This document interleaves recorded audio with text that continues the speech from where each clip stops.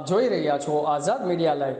મહુવાના કતપર ગામના માલણ બંધારામાં નહાવા જવા એક વ્યક્તિનું મોત।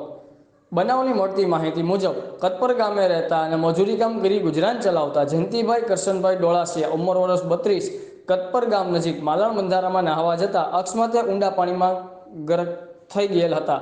બનાવને લઈને સ્થાનિકો દ્વારા ભારે શોધખોળ અંતે મૃતદેહ મળી આવતા મૃતકને પીએમ અર્થે મહુવાની જનરલ હોસ્પિટલમાં લઈ જવામાં આવેલ।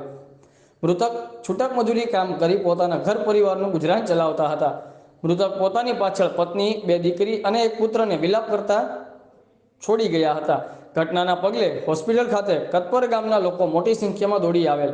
બનાવને લઈને કતપર ગામમાં શોકનું મોજું ફરી વળ્યું હતું। રિપોર્ટર ભાવેશભાઈ ચૌહાણ, આઝાદ મીડિયા લાઈવ, મહુવા।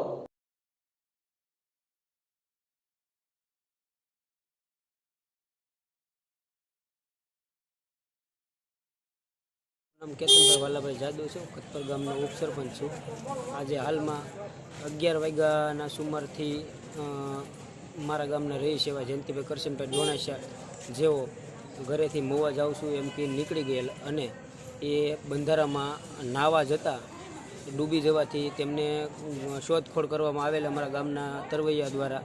અને અત્યારે હાલમાં 5 વાગ્યે એમની બાઇક બંધારાના ક્રોઝવે ઉપર મળી આવેલ, જેથી અમને શંકા પડેલ, તેથી તરવૈયા દ્વારા બંધારાના અંદર તરીને શોધખોળ કરતાં અત્યારે હાલમાં એમની બોડી મળી આવેલ છે અને એમને અમે અત્યારે હોસ્પિટલ ખસેડી આવેલ છે।